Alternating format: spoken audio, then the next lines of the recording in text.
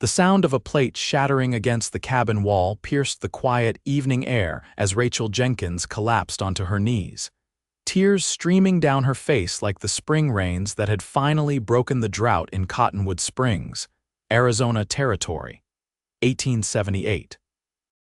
3 empty plates sat on the rough-hewn table, a painful reminder of the husband and son who would never return to fill their chairs again. 6 months a widow, and the pain still cut as fresh as the day the mine collapse had stolen everything from her. Rachel wiped her sleeve across her eyes, ashamed of her outburst. 26 years old and alone with her 4-year-old daughter Emma, who now stood wide-eyed in the doorway of their small bedroom, clutching her rag doll. "Mama," Emma's voice trembled. "Are you angry?" Rachel forced a smile. "No, sweetheart. Mama just had a difficult moment. Come here." She opened her arms and Emma ran into them, burying her face in Rachel's faded calico dress that hung loose on her frame after months of barely eating. "I'm hungry, Mama," Emma whispered. The words were daggers to Rachel's heart. The last of their stores had been used for breakfast, a meager portion of beans with the final scraping of cornmeal. Her husband James had left them with a small sum, but between the funeral costs and months of trying to make ends meet, it had dwindled to nothing. Their vegetable garden wouldn't yield anything for weeks yet. "We'll figure something out," Rachel promised, stroking Emma's blonde hair so like her father's. "Why don't you play with your doll while I clean up?" As Rachel gathered the pieces of the broken plate, a sound outside caught her attention. Hoofbeats approached, unusual for their isolated cabin a mile outside of town. Instinctively, she reached for James's old shotgun propped beside the door. Few visitors meant good news these days. The hoofbeats slowed and a deep voice called out, "Hello, the house." Rachel wiped her tears, straightened her dress, and opened the door just enough to peer through, shotgun half raised. The sight that greeted her was a tall man atop a chestnut gelding. His face was partially shadowed by a well-worn brown hat, but she could make out a strong jaw covered with several days' worth of beard. His clothes were trail-dusted, but decent, a blue shirt under a leather vest, worn jeans and boots that had clearly seen many miles. "State your business," Rachel called, trying to keep her voice steady. The stranger raised his hands slightly. "Name's Blake Rawlins, madam. Just passing through when I saw the smoke from your chimney. Thought I might inquire about purchasing a hot meal before I continue on." His voice held the slight drawl of Texas, but his eyes, now visible as he tilted his head, were kind. Rachel's pride warred with desperation. The truth was humiliating, but she couldn't conjure food from nothing. "I'm afraid I can't help you, Mr. Rawlins. We have no food to spare." The man's expression shifted as he took in her red-rimmed eyes and the thin frame. His gaze moved past her to where Emma now stood, partially hidden behind her mother's skirts. "I see," he said quietly. He reached into his saddlebag and pulled out a cloth-wrapped bundle. "Then perhaps you wouldn't mind if I shared what I have. I've got fresh rabbit, some potatoes, and coffee beans. More than enough for 3. Rachel's first instinct was to refuse to send this stranger on his way rather than accept charity. But Emma tugged at her skirt and whispered, "Mama, I'm so hungry." Blake Rawlins seemed to hear the child's plea. His eyes softened further. "I'd be much obliged for the use of your stove and maybe a chair to rest my bones. Been riding since dawn." Rachel hesitated, then lowered the shotgun. "You can water your horse at the trough out back." The cowboy nodded, dismounting with the fluid grace of a man accustomed to long days in the saddle. He led his horse around to the back while Rachel ushered Emma inside, her mind racing with questions about this unexpected visitor. When Blake returned, arms laden with his saddlebags and the promised food, Rachel had cleared the table and was heating water in the large iron pot. "I'm Rachel Jenkins," she said formally. "This is my daughter, Emma. Pleased to meet you both," Blake replied, setting his burden on the table. He crouched down to Emma's eye level. "How old are you, Miss Emma?" "4," Emma replied, holding up the corresponding fingers. "And a half." Blake smiled, and the expression transformed his weathered face. 4.5 is a very important age. As Blake unwrapped the provisions, Rachel couldn't help but stare. 2 plump rabbits already skinned and cleaned, potatoes, carrots, onions, and even a small sack of flour, coffee beans, and most surprising of all, a jar of honey. This is quite a lot for one traveler, Rachel observed cautiously. Blake shrugged as he rolled up his sleeves. I hunt as I go. Mind if I help with the cooking? Before Rachel could respond, he had taken a knife from his belt and was expertly cutting the rabbit into pieces. His movements were efficient, practiced. Where are you headed, Mr. Rawlins? Rachel asked, retrieving her own knife to chop the vegetables. North to Prescott eventually. I've got a job waiting at the Double R Ranch. His hands never stopped working as he spoke. Just finished a cattle drive to Santa Fe. Thought I'd take my time, see some country on the way to the next job. Rachel nodded, not quite believing his casual tone. Lone riders didn't often stop at isolated cabins offering food. But hunger overrode suspicion, and soon the cabin filled with the savory aroma of rabbit stew. Emma sat at the table, eyes wide as Blake showed her how to fold a piece of paper into the shape of a horse while the stew simmered. You're good with children, Rachel remarked, stirring the pot. A shadow crossed Blake's face. Had a little sister once. She would have been about Emma's age when. He trailed off, then cleared his throat. That was a long time ago. The meal was the most substantial Rachel and Emma had eaten in weeks. Blake told stories of his travels that made Emma giggle and even pulled reluctant smiles from Rachel. As darkness fell outside, Emma's eyelids grew heavy. I should put her to bed, Rachel said, rising from the table. Blake nodded. I'll clean up here. When Rachel returned from tucking Emma in, she found the dishes washed and the kitchen tidied. Blake stood by the door, hat in hand. You're leaving? She asked, surprised at the disappointment in her own voice. Best I find a spot to camp before it gets too late, he replied. Rachel glanced toward the window where rain had begun to patter against the glass. Nonsense. There's a storm coming. You can sleep in the barn. It's the least I can offer after. Her voice caught, after your kindness. Blake studied her face for a long moment. If you're sure, madam, Rachel, she corrected him, and yes, I'm sure. After showing Blake to the barn and providing him with a lantern, Rachel returned to the cabin and sank into a chair, emotions warring within her. Gratitude for the meal, shame at needing help, and something else, an unsettling awareness of the man himself. It had been so long since she'd spoken to anyone besides Emma and the shopkeepers in town. So long since someone had looked at her as a woman rather than an object of pity. The next morning, Rachel woke to the sound of chopping. She dressed quickly and stepped outside to find Blake splitting logs beside the woodpile. You didn't have to do that, she said. Blake paused, wiping his brow. Saw your supply was low, thought I'd lend a hand before I head out. Rachel noticed his horse was already saddled, grazing nearby. You've done more than enough. I don't know how to thank you. Blake set down the axe and reached into his pocket. Actually, I was wondering if I might impose on you for one more thing. He withdrew a folded paper. I've been looking for work between here and Prescott. Your town nearby Cottonwood Springs is at a decent place. It's small but growing, Rachel replied. The mine brings in steady business. Blake nodded thoughtfully. Mind if I ask why you're out here alone? Most widows would move to town. Rachel stiffened. How did you know I'm a widow? 3 plates on the table, but only you and Emma. The man's clothes hanging by the door that haven't been worn in some time, and your eyes. His voice softened. They carry grief, I recognize. Rachel looked away, unwilling to let him see fresh tears. My husband James was killed in a mine collapse 6 months ago. We'd saved for years to buy this land. I can't just abandon it. But you can't work it alone either, Blake observed gently. I'm managing, Rachel insisted, though they both knew it wasn't true. Blake studied the cabin and the overgrown fields beyond. I'm pretty handy with more than just an axe. If you're agreeable, I could help get your place in order before I move on, in exchange for meals and the use of your barn. Rachel's pride rose up immediately. I don't need charity, Mr. Rawlins. Blake, he corrected with a small smile.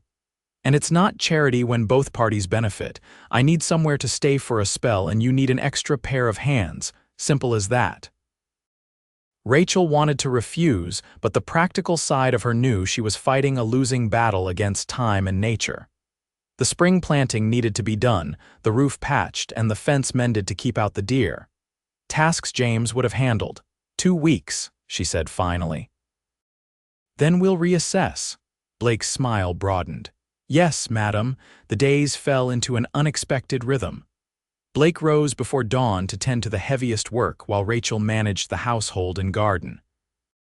Emma trailed after Blake whenever possible, delighting in his stories and patient explanations of his tasks. Rachel found herself watching them together, a bittersweet ache in her chest at the sight of her daughter's hand in his much larger one as they inspected a newly planted row of corn or examined a bird's nest in the barn rafters. A week into their arrangement, Blake rode into town for supplies with a list Rachel had prepared, and money he insisted was his contribution to the household. When he returned, he brought not only the requested items but also a small rag doll for Emma and, surprisingly, a book of poetry for Rachel. I noticed you reading to Emma, he explained somewhat sheepishly when Rachel questioned the extravagance. Thought you might enjoy something for yourself. That evening, after Emma was asleep, Rachel and Blake sat on the porch. The night was clear, stars speckling the vast Arizona sky. Rachel had brought out 2 cups of coffee, and they sipped in companionable silence. Why did you really stop here that first night? Rachel finally asked. The question had lingered in her mind for days. Blake was quiet for so long she thought he might not answer. I saw you through the window, he finally admitted. You were crying, something about the way you stood there with those empty plates. He shook his head. Reminded me of my mother after my father and sister died of fever. She used to set their places at dinner for months afterward. Rachel's throat tightened. I didn't know anyone could see in. Most wouldn't have noticed. I wasn't planning to stop until I saw you. So it was pity, Rachel said, an edge to her voice. Blake turned to look at her directly. No, it was recognition. There's a difference. The following days brought a change in their interaction. Small touches his hand steadying her elbow as she stepped over a fallen branch. Her fingers brushing his as she passed him a cup of coffee took on new significance. Rachel found herself paying more attention to her appearance, washing her hair with rosemary water and wearing her better dress when they ate dinner together. Blake, too, seemed more conscious of their growing closeness. He began sharing more about himself, his childhood in Texas, the loss of his family, his years working ranches across the territory. Rachel told him about growing up in St. Louis, meeting James when he came east looking for investors in the mine, and their dream of building a life in the West. Do you regret coming here? Blake asked one evening as they shelled peas on the porch. Rachel considered the question seriously. No, despite everything, I don't. James loved it here. The freedom, the possibility. He used to say the air tasted different out west, like opportunity. Blake nodded. That it does. The 2-week mark arrived faster than either expected. The morning Blake was supposed to leave, Rachel rose early to find him already in the kitchen, coffee brewing and biscuits in the oven. You've been busy, she remarked, trying to keep her tone light despite the heaviness in her chest. Thought we deserved a proper breakfast. Blake turned from the stove, his expression unreadable. Rachel, I've been thinking. Whatever he intended to say was interrupted by Emma bursting into the kitchen, still in her nightgown, hair tousled from sleep. Blake, are we going to see the baby birds today? Blake crouched down to her level. The mama bird might be feeding them now. We'll check after breakfast. Rachel watched them, her heart constricting. In just 2 weeks, Blake had become essential to their lives in ways she hadn't anticipated. Emma adored him, and Rachel wasn't ready to put a name to what she felt. After breakfast, Blake asked Rachel to walk with him to the edge of the property. They stopped by the newly repaired fence overlooking the valley below, Cottonwood Springs visible as a small cluster of buildings in the distance. I should thank you, Rachel began, "for all you've done.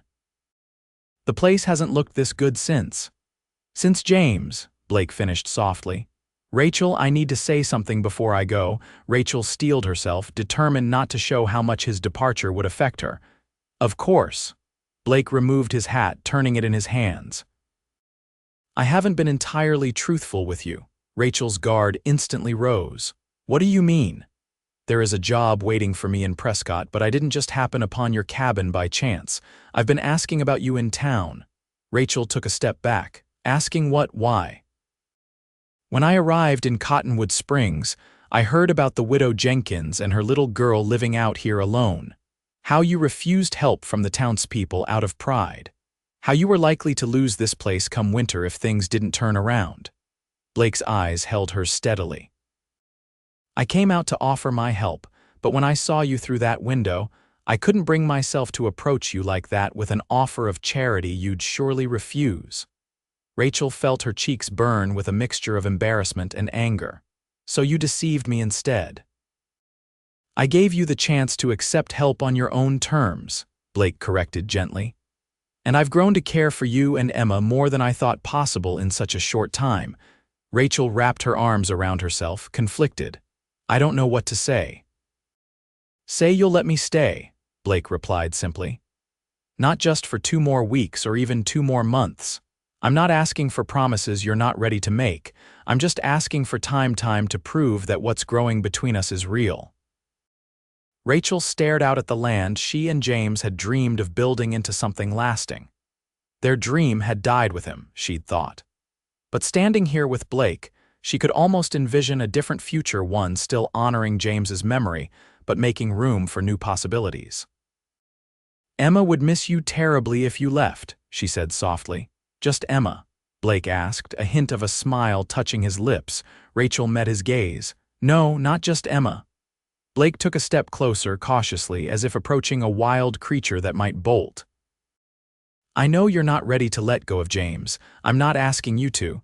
But I'm hoping you might find room in your heart for someone else too, eventually." Rachel thought about the empty plates that had once represented all she had lost. Somehow, in just 2 weeks, they had become symbols of possibility, places that could be filled again with new life, new laughter. "Stay through the summer," she said finally. "We can reassess in the fall." Blake's smile was like sunrise breaking across the valley. "Yes, madam." That evening, Rachel set the table for 3, not out of habit or grief this time, but with purpose and hope. As Blake carved the rabbit he'd hunted that afternoon, and Emma chattered about the baby birds in the barn, Rachel felt something shift inside her. The pain of loss would always be part of her, but it no longer defined her entire existence. Summer passed in a blur of hard work and quiet moments. Blake proved himself not just capable but dedicated to making the small farm thrive. Under his care, the fields yielded better than Rachel had hoped, and he even built an addition to the chicken coop, increasing their flock. More importantly, he rebuilt Rachel's confidence in the future. Each evening spent talking on the porch, each shared laugh over Emma's antics, each quiet glance across the dinner table, all were small stitches mending Rachel's fractured heart. By August, Blake had moved from the barn to a small room he built onto the cabin. It maintained propriety while acknowledging his more permanent place in their lives. The people of Cottonwood Springs, initially suspicious of the arrangement, gradually accepted Blake's presence as they saw the improvements to the Jenkins place and the color returning to Rachel's cheeks. On a warm September evening, Blake took Rachel to the hilltop overlooking their land. The sunset painted the sky in brilliant oranges and pinks, casting a golden glow over the fields below. "I've been thinking," Blake said, taking her hand in his, "about what comes next." Rachel looked up at him, at the face that had become so dear to her. "What did you have in mind?" "I was thinking about names," he replied, his eyes twinkling. Rachel raised an eyebrow. "Names for the farm," Blake clarified. "If I'm going to stay permanently, we should give it a proper name." Rachel's heart quickened. "Permanently?" Blake turned to face her fully, taking both her hands in his. Rachel Jenkins, I've loved you since that first night when you stood in your doorway, shotgun in hand, refusing charity but eventually accepting help. I've loved watching you grow strong again, seeing you laugh with Emma, witnessing your determination to make this place work. He took a deep breath. I'm not asking to replace James. I know his memory will always be part of you and Emma. But I'm asking if you might consider making new memories with me, as my wife. Tears welled in Rachel's eyes, but unlike the tears she'd shed over empty plates 6 months earlier, these came from a place of fullness rather than emptiness. Blake Rawlins, she said, her voice steady despite the emotions threatening to overwhelm her. I would be honored to be your wife. Their wedding in October was a simple affair held on their newly named Sunrise Farm. Emma served as flower girl, scattering marigold petals before Rachel as she walked toward Blake and the visiting preacher from Cottonwood Springs. The townspeople who had once whispered about the widow Jenkins now celebrated the union, bringing dishes for the wedding feast and offers of continued friendship. That evening, after the guests had departed and Emma was asleep, Blake and Rachel stood in the kitchen where their journey had begun. I have something for you, Blake said, retrieving a package from the cupboard. Rachel unwrapped it to find a set of new plates, 5 in total. 5? She questioned, running her fingers over the smooth ceramic. Blake placed his hands on her shoulders, looking into her eyes with tenderness. 1 for you, 1 for me, 1 for Emma, 1 for James's memory, and 1. His hand moved to rest gently on her stomach. 1 for the future. Rachel covered his hand with hers, tears of joy spilling onto her cheeks. How did you know? I only just realized myself. A husband notices things, Blake said, drawing her into his arms. Like when his wife suddenly dislikes the smell of coffee in the morning. Rachel laughed softly, leaning into his embrace. Are you happy? Happier than I ever thought possible, Blake answered truthfully. When I came upon this cabin and saw a widow crying over empty plates, I only wanted to bring supper. I never imagined I'd be offering my heart along with it. Rachel stretched up to kiss him, her lips meeting his with the certainty of a woman who had found her way through grief to love again. I'm glad you did both. As they stood in the warm kitchen of their home, the 5 plates sat on the shelf, no longer symbols of what had been lost, but promises of all that was yet to come. The widow's tears had dried, the empty plates were filled, and 2 hearts that had known sorrow now beat together with the rhythm of hard-won joy and the sweet anticipation of tomorrow. Spring arrived the following year, bringing with it the birth of their son, whom they named Benjamin James Rawlins. Emma, now 5½, took her role as big sister seriously, helping Rachel with the baby while Blake worked the increasingly prosperous farm. On warm evenings, the family would gather on the porch, Blake playing his harmonica while Rachel nursed the baby and Emma danced in the yard, chasing fireflies. Sometimes Rachel would catch Blake watching her with a look of wonder, as if he couldn't quite believe their good fortune. What are you thinking? She asked him on one such evening, the baby asleep in her arms. Blake set down his harmonica and moved to sit beside her, his arm encircling her shoulders. I was thinking about that first night and how close I came to riding past without stopping. Rachel leaned into him, grateful for the twist of fate that had brought him to her door. I'm glad you saw me through the window. So am I, Blake replied, pressing a kiss to her temple. So am I. And as darkness fell over Sunrise Farm, the plates inside waited for tomorrow's breakfast, all 5 of them filled with promise. None left empty again.